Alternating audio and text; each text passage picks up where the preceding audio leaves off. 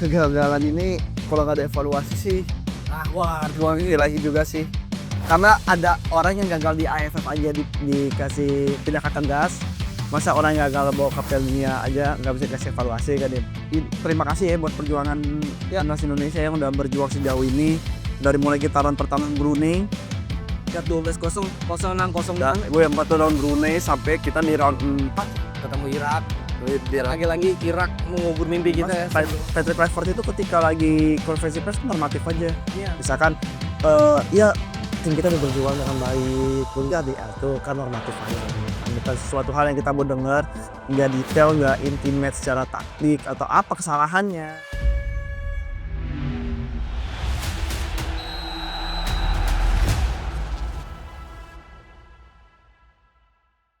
Assalamualaikum warahmatullahi wabarakatuh. Kembali lagi sama kita Perspektif Football Indonesia. Mungkin teman-teman yang nonton, teman-teman yang dengerin aneh-aneh karena kita uploadnya nggak di hari Kamis ya biasanya. Iya, Kamis. Karena sekarang situasinya darurat ya kawan. Situasinya urgensinya dapat ya. Karena mungkin di hari ini gue yakin hampir semua orang begadang ya, kita sampai tadi pagi ya Dim ya. Sampai jam 5 ya, jam 5 lewat lah. Habis subuh, sholat subuh, habis itu baru gak bisa tidur juga sih gue. Banyak scroll gitu kan, karena meratapi kegagalan timnas Indonesia buat menuju Piala Dunia kan. Sebelum gue masuk ke dalam, gue mau bilang terima kasih ya buat perjuangan timnas Indonesia yang udah berjuang sejauh ini. Dari mulai getaran pertama Brunei, agak 12-0 ya, 0-6, 0-6. Dan gue 4 lawan Brunei sampai kita di round 4 ya. Ketemu Irak. Lagi-lagi Irak mengubur mimpi kita ya, sebelumnya Olimpiade. Sekarang Irak mengubur mimpi kita lagi di Piala Dunia. Jadi gue rasa Irak jadi momok juga ya dengan dua pelatih berbeda ya. Oh iya, dia ganti sebagai pelatih juga. Yang itu kan U23 kan, yang mana namanya yang Olimpiade kan U23 tuh. Cuman kemarin kan Graham Arnold. Sebelum Graham Arnold tuh dia si Jesus Casas. Asistennya Luis Enrique. Pas Eropa 2020. Gue tapi mau nyorotin perbedaan permainan di antara Arab Saudi sama Arab Saudi sama Irak. Gue nggak tahu sih kenapa nggak menampilkan taktik atau susunan pemain seperti lawan Irak gitu pas kita lawan Arab Saudi. Ya. Kevin Fadong mungkin dia nggak bisa bermain karena cedera, tapi kenapa nggak memaksimalkan dengan bermain lebih compact gitu di menguatkan tengah buat main second ball kayak kemarin lawan Irak tuh bagus sih. Sebenarnya kita sayang di lawan Arab sih, gue tuh menyayangkan karena Arab nggak main bagus-bagus banget yang pertama. Terus yang kedua banyak banget celah sama ruang yang bisa kita dapetin, tapi mungkin karena kesalahan susunan pemain yang bikin ruang-ruang itu nggak bisa kita eksploitasi sih. Dan ini di tengah kita selalu kalah ya lawan Arab ya. Di mana lini tengah itu menjadi salah satu kunci vital untuk bisa direct bola ke depan. Tapi tidak ada yang bisa menyuplai bola ke depan. Ya itu salah satu kesalahan fatal sih lawan Irak menurutku di lini tengah, ketika kita lini tengahnya tuh selalu kalah dalam duel. Kalah untuk mengisi lini tengah atau nyuplai bola, nggak ada yang ke depan gitu. Paling gitu sih. Sangat sayangkan lah lawan Irak menurut gua. Lawan Arab Saudi. Gue juga, ini kita evaluasi Arab dulu ya. Iya. Gue sebenarnya bingung ketika Patrick Kluivert ini nurunin pemain-pemain ini mau main kayak gimana. Apakah mau main position game kah, main direct kah, mau high press kah. Semua serba nanggung. Iya. Ketika bermain high press, lini depan lu nge-press, tapi lini tengah lu nggak ikut dan lini belakang lu nggak ngikut, ya artinya kan ada space kan di tengah kan. Iya. Ketika lu bermain direct, ruang antar lininya itu terlalu banyak. Di antara lini belakang sampai ke lini depan tuh nggak jelas gitu strukturnya mau kayak gimana, apalagi main pendek. Ketika Kevin Dix sama Jay Izzes lagi nge-build up itu kadang si Mark Klok dan juga siapa namanya Joe Pelopessi itu bisa dapetin ruang yang enak, ditambah lu punya Dan James dan Jakob Saurin pada saat itu bermainnya lebih advance gitu. Jadi menurut gue agak sedikit susah, gue nggak paham ketika lagi bermain lawan Arab, tapi gue bisa memahami ketika lawan Irak. Oke, pendekatannya kita mau build up pelan. Oke, ketika kita mau main direct, berarti Kevin Dix-nya akan melebar. Iya. Ya kan, extra man-nya berarti Kevin Verdon yang akan bikin shape jadi 3 back atau enggak jadi 2-1-2-1-2-3-5 gitu kan. Pas pertahanan baru jadi 4-2-3-1 ya. Betul, 4-2-3-1 ya, 4-2-3-1. Betul. Nah, terus gue juga nyorotin pas lagi lawan Irak ini juga tadi pagi ya. Iya. Itu juga kita sebenarnya peluang kita ada, sebenarnya peluang kita bagus. Ya kesalahan Rizky Ridho ya yang terlalu memegang bola. Tapi secara overall tuh gue sebenarnya lebih puas dibandingin gimana ya? Mungkin karena yang bikin sedih ini karena kekalahan itu yang ngubur mimpi kita sih. Iya, karena ini kesalahan fatal yang dimana main di final game juga sih. Kalau andaikan lawan Arab, kita bermain lawan Irak nih, ibarat kata ditukar ya. Iya, itu kan. Gue yakin misalnya kita lawan Arab dengan komposisi pemain dan permainan yang sama nih. Iya. Lawan Starter juga sama. terus tiba-tiba kesalahan nih. Nah, gue yakin ketika ketemu Irak, itu pasti kita bakal lebih baik sih. Iya. Karena evaluasi lebih banyak kan, artinya masalah-masalah baik yang boleh terlalu lama, kesalahan individu error itu pasti hilang. Karena yang lu maksud nggak ada pertandingan ketiga kan? Iya. Untuk bisa mengampuni kesalahan Irak ini gitu. Karena lawan Arab itu benar nggak jelas, Iya. dengan definisi nggak jelas banget. Gue gak ngerti tuh lawan Arab main seperti apa tuh sebenarnya. Gol Kevin Dix itu pas penalti pertama itu sempat membuka asa ya, karena gue masih melihat permainan yang bisa menguasai pertandingan, terus juga masih bisa untuk ini play bola ke depan dengan Kevin Dix yang ikut build up juga ke depan. Tapi ketika setelah gol Kevin Dix menurut gue ini kesalahan Indonesia ya balik lagi nggak bisa mempertahankan keunggulan dengan ya kesalahan individu sih menurut gue. Dan jangan lupa loh, kita kejeblosan 4 gol dan 4 paca itu karena kesalahan individu tim kita sendiri, bukan karena emang bukan karena emang musuh kita itu yang bikin proses golnya itu secara kolektif. Iya. Misalnya gue ambil contoh 3 gol kita yang jelas penaltinya Yakob Sayuri, clearance yang gagal dari Mark Locke gitu kan, terus satu lagi itu golnya yang ke Liga Arab itu gak ada yang nutup, yang ada yang marking. Terus gol lawan Irak, Rizky Ridho yang kebaca ya gerakannya, dia mau harusnya body defend kan, dia mau body defend tapi kebaca sama Ali Jassim ya. Dan itu kan pertimbangannya cuma 2 ya, kalau mungkin gua atau misalkan Rizky Ridho bisa nanti nge-highlight lagi, itu kan pilihannya cuma lu ngautin bola sama bebas kan. Iya. Lu gak punya pilihan lain untuk bisa, gak mungkin dong maksud gua jadi back neko-neko ngautin Ali Jassim gua gocek gitu kan, di sudut sesempit itu kayaknya gak mungkin deh. Tapi ya itu pelajaran mahal sih buat Ridho dan pemain-pemain lain sih. Gue tambahin nih, satu opsi bisa clearance saja udah ke depan. Iya, balik iya. Oke, 3 Gitu aja sih. Sebenarnya tuh simpel kan, bolanya juga di kaki terkuatnya Ridho, kaki kanan. Gak ada alasan buat itu ya, tapi ini sudah kita udah gagal. Gue mau masuk ke tadi kita udah ngomong secara ini ya, apa ya, kayak what if ketika Irak lawan Arab ya, teman-teman pasti udah bisa membaca lah di media sosial, terutama lawan Arab ya, kekecewaan kita nggak masang 3 back. Iya. Yang trio Hubner, Rizky Ridho sama Ijaz Ises.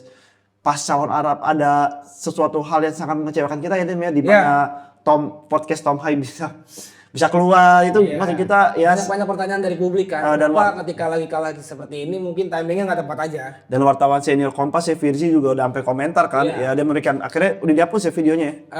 Nggak tahu antara udah dihapus videonya atau apa, gue Ini archive doang sih. Kalau main tuh videonya itu. Cuman kayaknya emang nggak tahu ya, gue mungkin ya satu sisi mungkin pengen tahu juga pemain seperti apa. Cuman timingnya aja sih apa setelah ya aja harusnya. Karena gue mikirnya itu kan kita masih dalam rangka fokus, lagi fokus-fokusnya. Itu H-2 ya masalahnya. Gue belum dengerin sih, tapi gue memikirkan adalah ketika podcast itu tayang, yang dengerin pasti apa? Tim analisnya Irak. Iya. Jadi pasti gue mau tahu ada apaan ini. Sama ini sih, apa namanya? Gue mungkin mau kritik ke Patrick Kluivert. Patrick Kluivert itu kan seorang pelatih ya, yang semalam kita ngomongin di offer lagi nongkrong gitu. Yang gue setuju kata Rafki. Patrick Kluivert ini kayak pengamat sepak bola, jadi bukan jadi kayak pelatih. Karena beberapa kali Patrick Kluivert saat press conference dia malah menjelaskan taktik lawannya, main seperti apa, bukannya dia mengevaluasi harusnya kita bisa bermain seperti ini, seperti itu gitu. Jadi gua rasa harusnya federasi bisa lalu kebijakan ya dengan tegas. Hasil ini jauh dari harapan.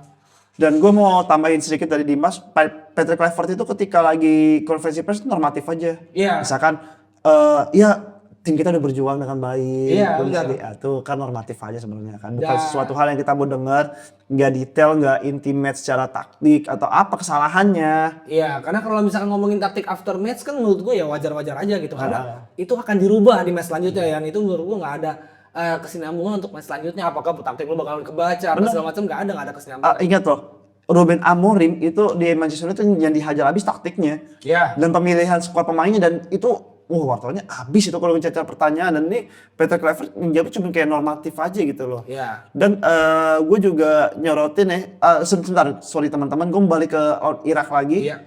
Satu nama di mana yang kita omongin sama Mas Arnan ya, dari Orange Indo, Zinat Iqbal ya ternyata. Zinat Iqbal, iya. Jadi pahlawan Irak untuk membuka asa ke Piala Dunia setelah terakhir kali 1986. Dan Zidane Iqbal alumni MU, dan Iya, dia main alumni di MU. Twente ya. Utrecht. Utrecht sorry, Sama Milan Jonathan. sama Milan Jonathan satu tim. Sebenarnya itu Zidane Iqbal pun juga ada beberapa pemain yang kita waspadai sebenarnya nggak main dari awal di ya. Zidane Iya. Iqbal, Ali Jassim nggak main dari awal. Aiman Hussein nggak masuk DSP. Yang mau SP, ternyata pas mereka Zidane Iqbal sama Ali Jassim masuk golnya di situ. Golnya itu intinya di situ. Tuh. Iya, benar-benar pergantian yang tepat ya dari pelatihnya Irak ya. Karena kemarin Irak juga sempat ini ya, ada terpisah ini sedikit ini aja tambahan aja info Irak Ali Jassim, Mohamed Ali itu sempat latihan terpisah dengan angkatan udaranya Irak sama polisinya Irak. Jadi itu gemblengan fisiknya gua acungi jempol sih kalau untuk Irak ya. Terus gue juga nyorotin timnas Indonesia itu pas lagi sebenarnya fighting spirit kita ada ya. Ada di Al Arab ya. Wah sedih banget pas lagi full time itu tuh, aduh. Gue juga nonton. Gua paling nggak tega liat pemain nangis ketika liat Tom Haye sampai tersungkur nangis tuh menurut gua udah titik dimana itu kekecewaan paling berat sih. Apalagi Inzes. Ya gua ngerti sih Inzes wajar nangis. Pertama laki-laki, kedua gue pesepak bola ketika udah sampai di titik terakhir tidak tercapai golnya untuk ke Piala Dunia ya pasti ada rasa kecewa dan nangis. Dan saat interview juga Inzes juga ngelihat gua matanya udah berkaca-kaca, udah merah, udah berat lah suaranya gitu. Verdong Tuh kualitas ya.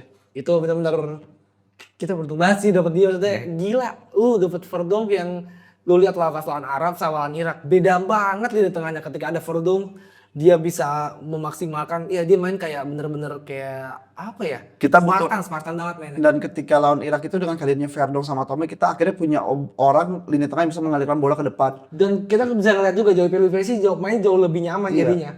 Apa-apa di cover. Karena gue yakin Joey Pelupesi itu untuk speed bakal kurang. Tapi ketika ada Verdong, ya itu di cover. Dan juga Verdong sama Tommy itu kan bisa carry bola kan dari tengah ke depan kan, dan itu berapa kali dieksploitasin oleh Verdong sama Tommy kan, akhirnya dia ngasih umpan ke flank berapa kali, kayak Vindik bagus juga sama Dan James. Tapi ya kalau kita kayaknya untuk hal ini temen bisa baca di gimana nih Dim? Tadi kita di jalan naik motor kita sama-sama bengong nih, nggak ngobrol. Dia beloknya kita lurus. Diam aja gitu kan. Gue mau ngomongin soal evaluasi deh. Iya. Di hari ini pasti publik kecewa ya pasti. Gue ingat ketika ketua PSSI yang sekaligus Menpora juga pas lagi pemecatan pelatih sebelumnya tuh bilang fokus kita tuh Piala Dunia 2026. Iya. Tapi Alasan di hire-nya Pak PT ketika lagi Natal itu kan sebenarnya biar bisa ngebawa Indonesia ke Piala Dunia kan. Dan meningkatkan probabilitas untuk bisa ke Piala Dunia dengan peluang yang lebih besar. Harapannya kan seperti itu. Ini udah gagal, lu gimana Dim? Gua sejujurnya ya, kalau gua pengen Peter Kluivert out. Ada tapinya. Tapinya adalah Indonesia ini cuma punya dua pilihan sih menurut gua. Pertama, lu pecat Peter Kluivert, tapi lu naikin asistennya. Ya maksud gue biar gak rugi-rugi amat. Pesannya cuma Kluivert doang, nggak segerbong gitu maksud gue pesangonnya. Terus kedua, kalau untuk ganti pelatih, kata sediaan pelatih sekarang itu nggak banyak pilihan. Kalau misalkan ditanya pengennya siapa, kira-kira harapannya siapa gitu untuk menggantikan sosok Kluivert gitu ya, yang harus ini depak dan out dari timnas Indonesia, ya menurut gua Jesus Casas gue pengennya. Kenapa Jesus Casas? Memang Jesus Casas itu dipecat saat mengantarkan Irak ke round 3 dan 2 pertandingan sebelum R3 selesai lebih parah loh. Irak tuh lebih parah, lebih chaos dibandingkan kita. Kita kan ada 4 pertandingan sisa kan. Kalau tuh mainnya 2 pertandingan sisa. Lu bayangin pertandingan ke-8 dipecat Jesus Casas. Itu lebih parah lagi. Tapi Irak bisa membuktikan gitu. Maksudnya dia penunjukan mereka ya harus naik level gitu. Dan gue kenapa pengen Jesus Casas kalau penggantinya Kluivert adalah dia sudah paham sepak bola Asia. Dia sudah membangun Irak gitu. Irak kalau yang dibangun loh gitu loh. Jadi gue percayalah dengan kapasitas seorang Jesus Casas. Karena kalau misalkan lu ngomong Joachim Low ada, Joachim Low aja nolak Uzbekistan yang udah lolos Piala Dunia. Fabio Cannavaro akhirnya ngambil. Fabio Cannavaro akhirnya yang di hire gitu. Jadi gua rasa kalau misalkan emang Indonesia mau berkembang, Kluivert gua rasa harusnya udahan. Tapi kita lihat juga ketersediaan pelatih yang saat ini ada dan asisten yang memadai atau enggak gitu. Jadi pilihan cuma 2 itu aja sih menurut gua dari PSSI. Kalau lu? Gue juga ngerasanya pas lagi penunjukan Pak Peter Kluivert juga janggal ya. Iya. Kenapa janggal? Gue ngerasa seperti apa ya? gue ngerasa gimana ya, ketika dulu Graham Potter megang Chelsea tuh di Brighton ada hasilnya gitu. Iya. Jadi gue paham kenapa Chelsea ngambil Graham Potter, sedangkan Patrick Kluivert ini kan CV-nya kan Di bawah rata-rata menurut gua. iya, dan sorry, ketika Curaçao udah dipegang Patrick, dia dikit lagi masuk Piala Dunia sama Curaçao sama Suriname kan. Iya, sekarang Curaçao sama Suriname malah jadi peringkat 1 di setiap grupnya masing-masing di CONCACAF. Nah, terus gue ngerasanya gini, Dim. Patrick Kluivert sebagai pemain gue akuin dia Itu one of top the best striker pada masanya. Gue ngerasa sebagai pelatih, ya udah dia ya udah aja gitu. Gue nggak memahamin apa yang di kepalanya sebenarnya sampai detik ini. Nothing happens aja gue kalau dia jadi pelatih sih. Gue bisa ngomong kayak gini karena gue fans timnas Belanda ya. Jadi gue tahu Patrick Kluivert tuh seperti apa gitu loh. Ya maksudnya dia one of childhood heroes gue lah selain Dennis Bergkamp lah. Dan kita pun di timnas Belanda. Jadi gue rasa gue subjektif ya, maksudnya ya out aja Patrick Kluivert gitu. Emang nggak ngasih impact apa-apa. Gue lupa deh, Dim, obrolan kita sama Mas Arnan Oranji itu kita on air apa ya, off cam itu kita kan ngobrol juga kan kalau misalnya Belanda itu bagusnya pembina pemain kan. Nah ini di episode sama orangnya mungkin kalian bisa tonton ya.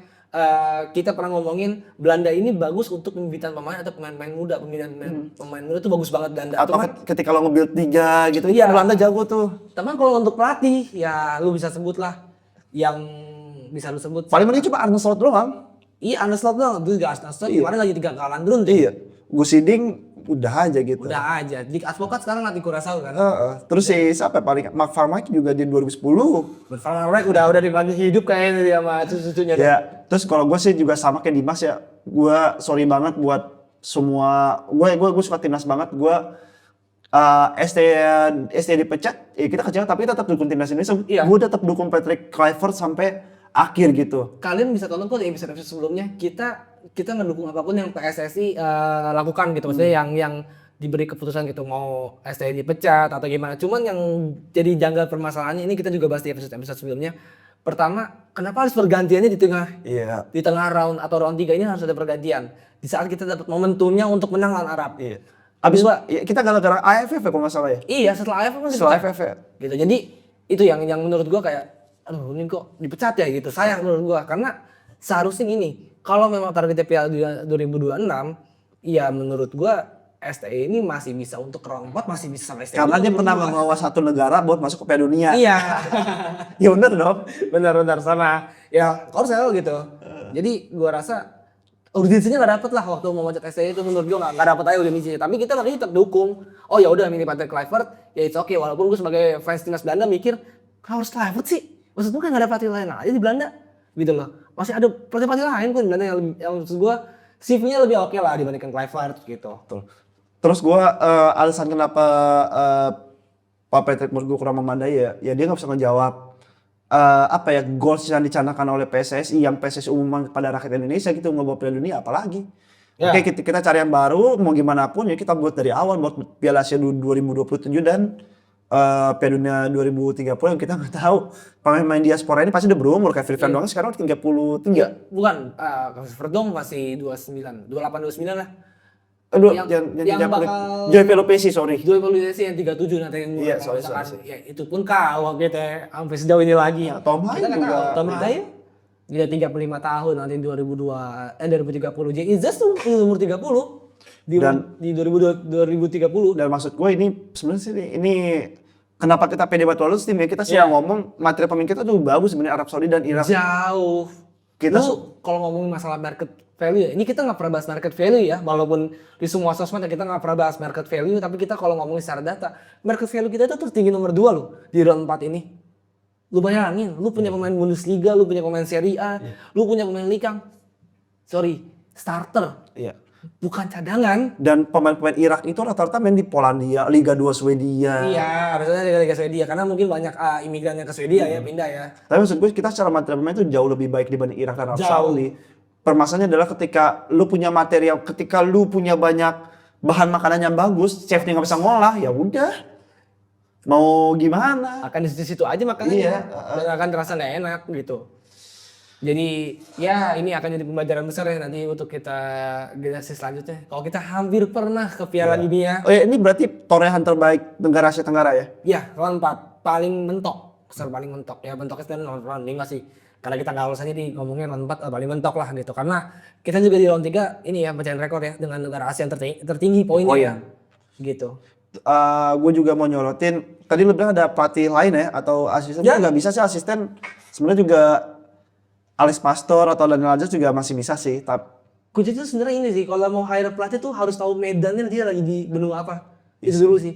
Kalau misalkan kita tuh benua Asia, ya kita harus hire pelatih yang sudah kompeten atau CV-nya oke di benua Asia menurut gua. jadi itulah kenapa Roberto Mancini di Arab Saudi gagal ya. Dia Iya. bawa Italia juara Euro, tapi ya dia di Arab Saudi kalah sama timnas Indonesia. Karena nggak tahu medannya. Sorry, Mancini. Seri. Oh, seri 0-0. Oh, yang kalah Hervé Renard ya, sorry. Gitu. Jadi lu harus tahu medannya dulu nih gitu.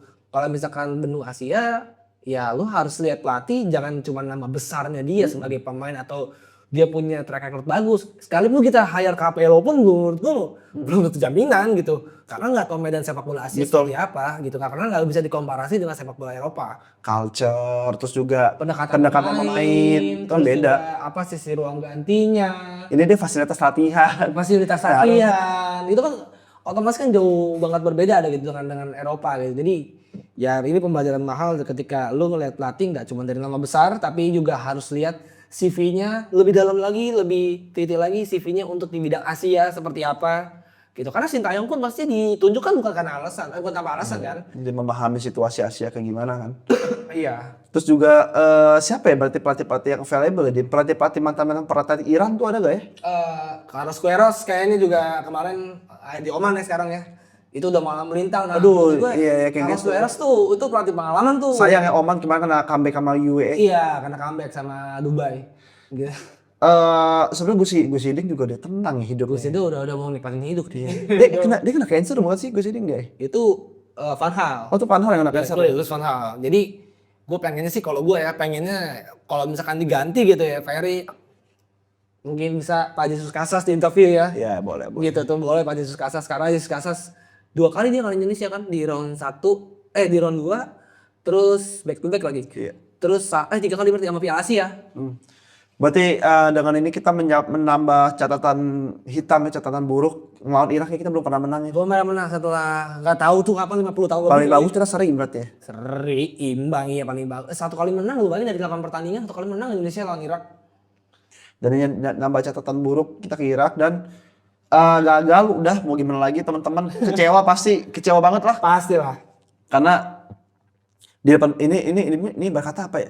Ya udah nih kesempatan ini kayaknya selama Indonesia merdeka ini gue nggak tahu deh. Iya ini salah setelah 80-an pernah gak ya atau 90-an? Maaf ya kita nggak tahu ya kalau tahun-tahun era atun 70-an, 60-an atau 80-an bisa Oh enggak, pernah ini yang ada terbaik ini pencapaian terbaik karena sebelumnya pencapaian terbaik kita sebelumnya itu Olimpiade sempat tahun-tahun era 80-an tuh kita hampir ke Olimpiade cuma gara-gara penalti apa gitu. Gue lupa. Akhirnya di STE tahun kemarin ke Olimpiade kita gagal di playoff dan tahun ini yang terbaik menurut gue adalah pencapaian kita bisa sampai round 4 sih Piala Dunia. Kualifikasi. Dan juga apa namanya? Ya kegagalan ini kalau nggak ada evaluasi sih Gua gua ngerti lagi juga sih. Ya. Karena ada orang yang gagal di AFF aja dikasih tindakan tegas. Masa orang yang gagal bawa ke Piala Dunia aja nggak bisa dikasih evaluasi kan Dim? Iya. Gua rasa kita cukup Dim ya. Cukup. Teman-teman thank you udah dengerin. Sekali lagi mungkin ini kita kecewa, kita berat sama-sama kecewa tapi hidup juga harus berjalan ya. Iya, kita hidup gak cuma untuk terhenti di sini. Ya, kita tetap dukung timnas Indonesia apapun yang terjadi, apapun keputusan yang diambil ketua PSSI, kita juga harus tetap mendukung dengan berbagai macam cara ya kan. Kritik pun salah satu bentuk cara mendukung. Karena kritik itu kan sebenarnya bukan wujud ya, tapi kritik itu kan sebuah penyampaian dari kami, perasaan keluh kesah yang disampaikan dengan adanya solusi. Betul. Gitu, itu namanya kritikan. Tapi kalau misalkan lu cuman lu gini, ya itu cuma doang gitu. Oke, gue tutup episode kali ini. Thank you teman-teman yang udah nonton, yang udah dengerin. Jangan lupa follow kita di Instagram, subscribe kita di YouTube, like, comment. Twitter kita lagi With help. sebentar ya, kita masih ngurusin. Oke, gue tutup Dimas. Thank you Dimas. Assalamualaikum warahmatullahi wabarakatuh.